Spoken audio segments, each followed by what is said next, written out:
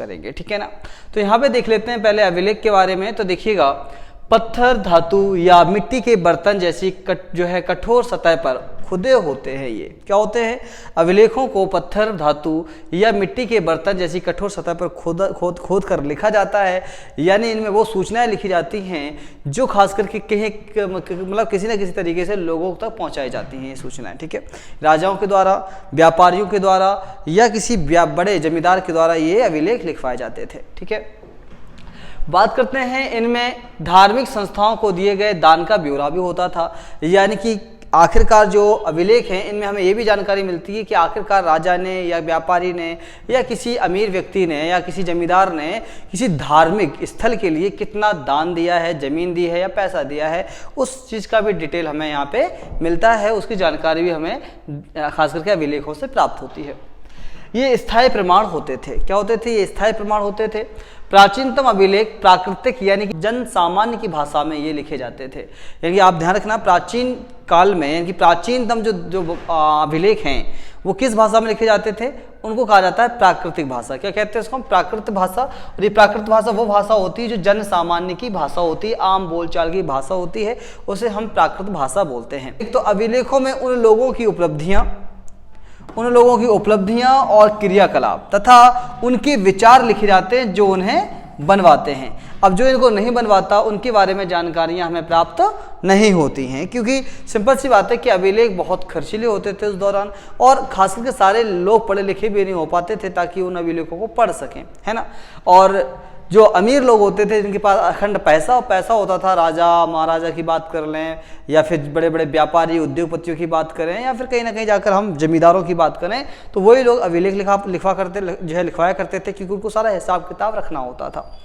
इन पर इनके निर्माण की तिथि भी खुद ही होती थी। यानी कि ये अभिलेख कब बने और किसके द्वारा बनवाए गए, इसकी जानकारी भी हमें मिलती है। इसलिए तो इतिहासकार इसका अध्ययन करते हैं, ताकि इतिहासकारों को पता चल सके कि आखिरकार उस राजा के समय पे किस भाषा का इस्तेमाल होता था, उस राजा के समय कौन कौन से सामाजिक विभेद थे, यानी कि सामाजिक स्थिति कितने पार्टों में बटी हुई थी, मतलब इन सब की जानकारियां इतिहासकार को प्राप्त हो सकें, ठीक है।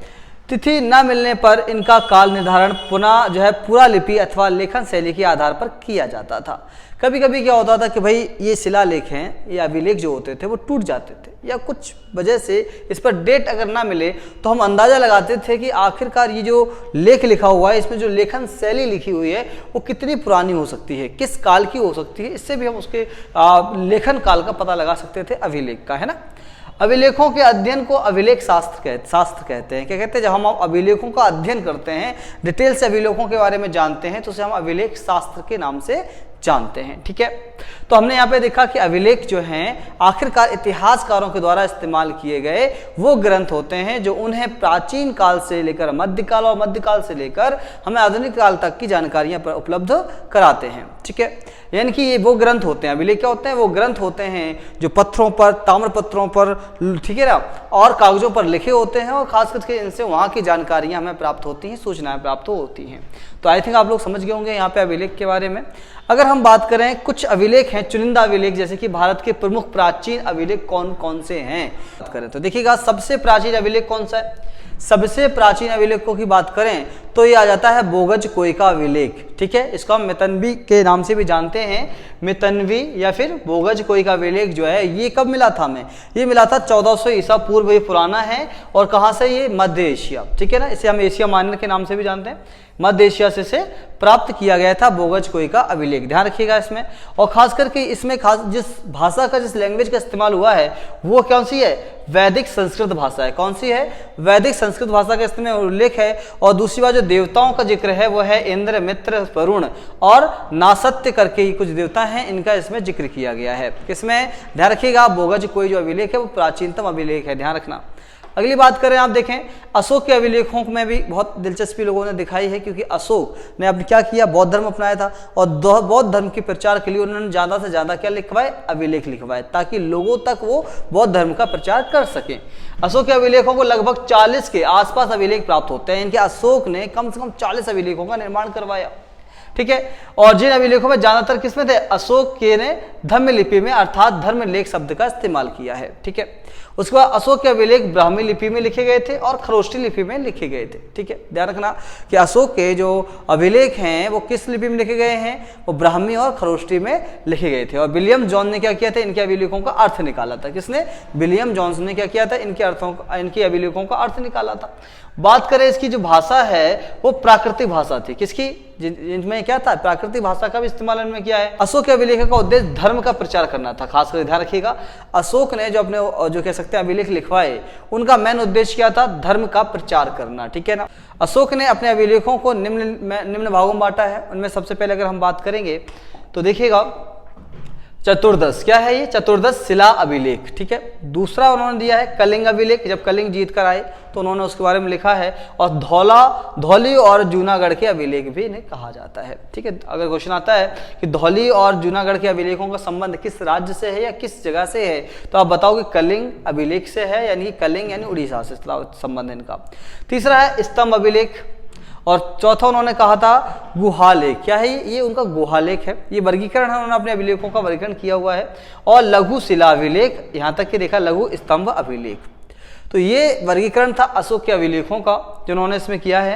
अगर हम बात करें कुछ महत्वपूर्ण इंपॉर्टेंट जो हैं अभिलेख, वो यहाँ पे मैंने बताए गए हैं। और हमारा समय ज़्यादा खर्च ना हो और कम से कम समय में हम ज़्यादा जानकारी इकट्ठी करें, तो उसमें अभिलेखों के नाम बताऊंगा। अगर आपको इसके बारे में जानकारी करना तो स्क्रीनशॉट लेकर बाद में या फिर अपने कॉपी पर लिख कर इनके बारे में डिटेल से जान सकते हैं। जैसे कि आप देखेंगे खारवेल हाथी गुफा अभिलेख। ठीक है।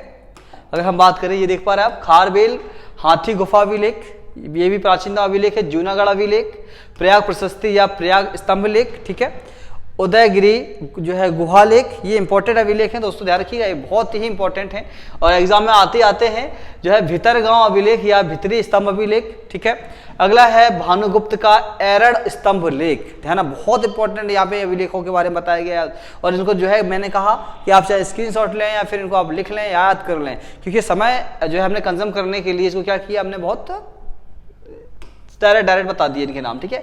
महरौली प्रशस्ति लोह स्तंभ अभिलेख। देखिए लोह स्तंभ अभिलेख कहाँ पर, महरौली यानी कि दिल्ली में ये स्थित है। और खास करके जो कुतुब मीनार है जस्ट उसके सामने, उसके प्रांगण में इसको जो है लगाया गया है। बेसनगर है, क्या बेसनगर का गरुड़ स्तंभ अभिलेख है। ये बेसनगर का गरुड़ स्तंभ अभिलेख है, ध्यान रखना है इसको, बहुत इंपॉर्टेंट है, आपको बता दिया जाए तो। जो है एहोल प्रशस्ति, क्या है ये, एहोल प्रशस्ति अभिलेख है आपका। ठीक है। हम बात करेंगे देववाड़ा अभिलेख की और मंदसौर अभिलेख की। ये बहुत ही प्राचीन अभिलेख हैं लेकिन बहुत इंपॉर्टेंट अभिलेख हैं, इनके बारे में जान लीजिएगा। इससे बाहर, इन अभिलेखों से बाहर हमें कुछ भी प्राप्त नहीं होता है एग्जाम के अंदर, क्योंकि एग्जाम में जब क्वेश्चन पूछे जाते हैं ना तो इसी के अंदर से ही पूछे जाते हैं अभिलेखों के। ठीक है। बात करें कि देखिए अभिलेख तो हमने पढ़ा, लेकिन अभिलेखों की कुछ सीमाएं तो होंगी ना, अभिलेखों की कुछ कमियां तो है ना। तो जो अभिलेखों की कमियां हैं वो क्या है कि देखो, तकनीकी कमी में क्या है कि अक्षरों को हल्के ढंग से लिखा जाता था, जिसको पढ़ने में बहुत तकलीफ होती थी। और जो इतिहासकार उनको ढंग से पढ़ नहीं पाते थे और कभी कभी वो घिस जाते थे और सही से पता नहीं चलता था कि लिखा क्या है। कभी कभी अभिलेख नष्ट भी हो जाते थे, जिससे अक्षर लुप्त हो जाते थे। अब आपको पूरा सेंटेंस लिखा हुआ है और सेंटेंस में अगर आगे का अक्षर लुप्त हो जाए तो आप फिर तुक्का लगाते हैं, तो इसलिए हम इसको पूर्ण रूप से जो अभिलेख होते हैं उनको सत्य नहीं मानते। ठीक है। ये भी एक कमी है। शब्दों के वास्तविक अर्थ का पूर्ण रूप से ज्ञान नहीं होता और कुछ किसी विशेष स्थान या समय से संबंधित होते हैं। तो कुछ अभिलेखों में ऐसे शब्द होते हैं जिनका हमें ज्ञान नहीं होता है और जो विशेष तरीके से कुछ विशेष समय में कहीं ना कहीं किसी दूसरे स्थान पर इस्तेमाल किए गए हों और उनके बारे में हमें जानकारी ना हो, तो ये भी कहीं ना कहीं सीमा का पार्ट बन जाता है। कई हजार अभिलेख प्राप्त हुए हैं लेकिन सभी का अर्थ प्रकाशन या अनुवाद नहीं किया गया है। अभिलेख तो हजारों की तादाद में मिले, लेकिन वही अभिलेख प्रकाशित किए गए हैं, जनता को बताए गए हैं या आम जनता ने उनको पढ़ा है, जो बहुत ही महत्वपूर्ण थे। बाकी अभिलेखों को क्या किया गया, दरकिनार कर दिया गया, वो जितने ज्यादा इंपॉर्टेंट नहीं थे। ठीक है ना। वो नॉर्मल जीवन से जो राजा महाराजा के जो निजी जीवन से संबंधित थे उनको बारे में ज्यादा डिटेल से नहीं बताया गया, उनको हमने अलग कर दिया।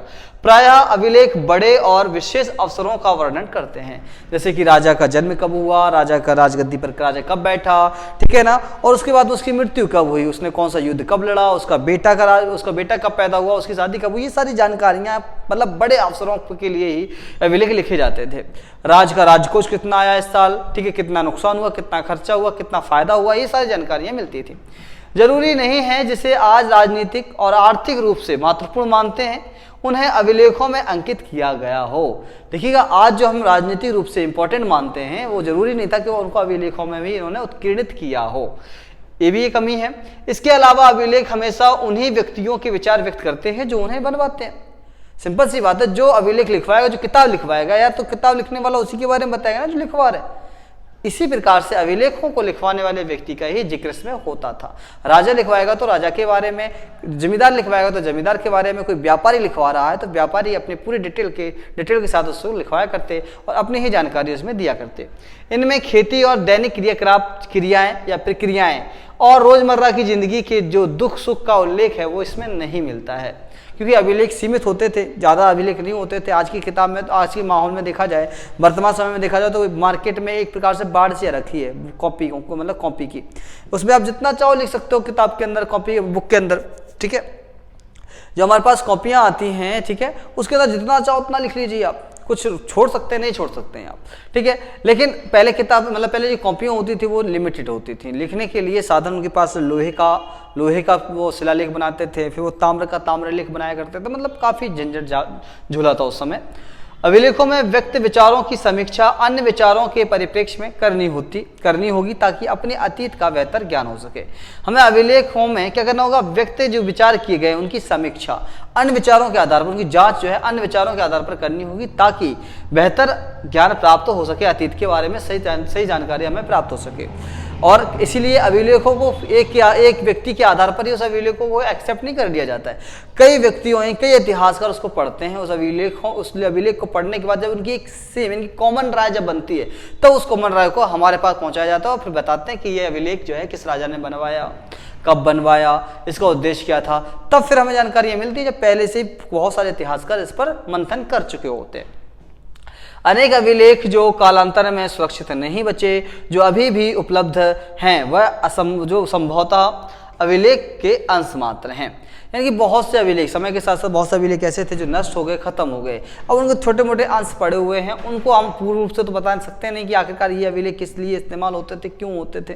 तो उनकी कुछ जानकारियाँ बेसिकली हमें मिल सकती हैं, उसके आधार पर हम इनका अध्ययन कर सकते हैं। तो ये कहीं ना कहीं देखा, ये अंश क्या है, मात्र अंश बचे हुए हैं, ठीक है। तो ये खास करके देखा जाए हमारे पास में इस वीडियो में ये जो इंपॉर्टेंट जो जानकारियां थी खास करके अभिलेख को लेकर, अभिलेखों के नाम हमने बताया, प्राचीन अभिलेखों के नाम बताया, अशोक के अभिलेख बताया हमने, ठीक है ना। तो जो इंपॉर्टेंट अभिलेख थे, अभिलेख क्या होते हैं, इनके उपलब्धि, इनकी जो सीमा है वो क्या है, इससे रिलेटेड हमारा ये वीडियो था। वीडियो जरूर देखिएगा।